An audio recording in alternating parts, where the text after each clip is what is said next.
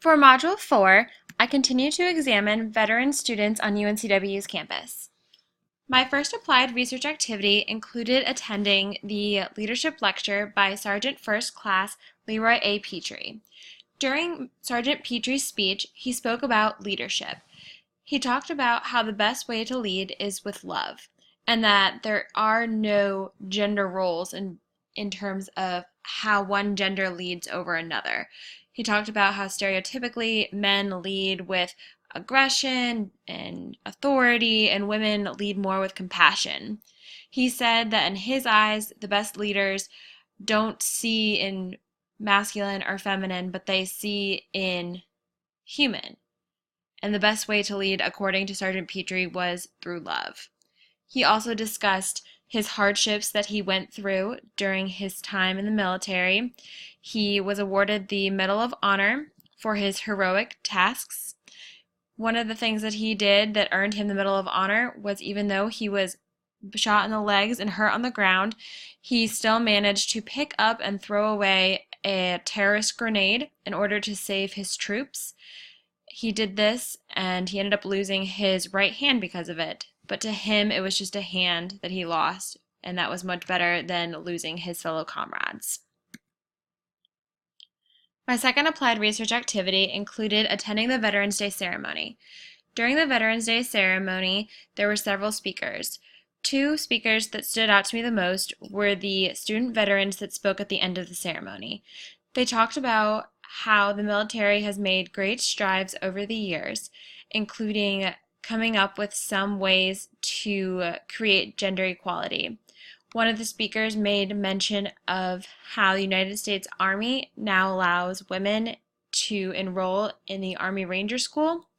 This is something that traditionally only men were allowed to do, but recently two women had enrolled. Unfortunately, they were unable to pass, but just the fact that they were allowed in was something astronomical in the military.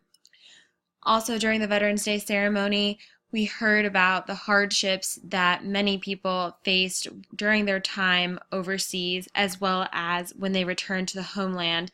They talked about the transition from military life to civilian life and how everything that happens to you in the military sticks with you. It becomes a way of life and almost who you are, and that once you're out, you have to reestablish and redefine a new sense of normalcy.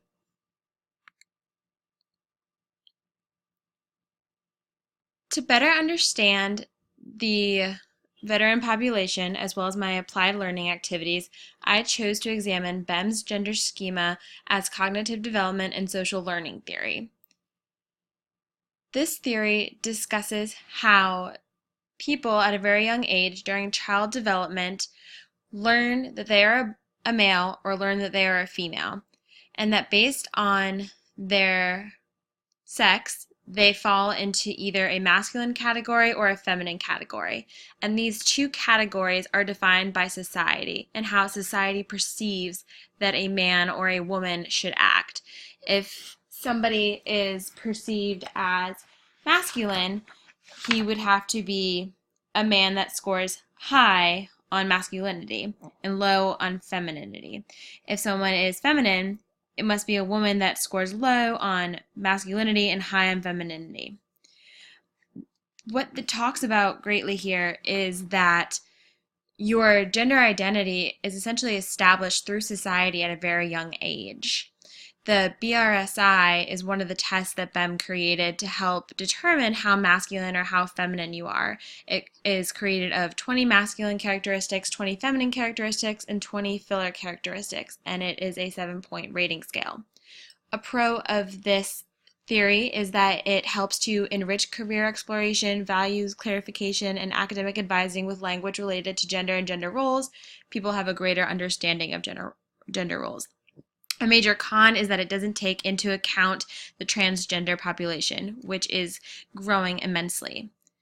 Overall, my changes in perception are that gender inequality still exists in the military, and that men and women in the military had different experiences and will need to be treated differently in higher education in order to meet their needs.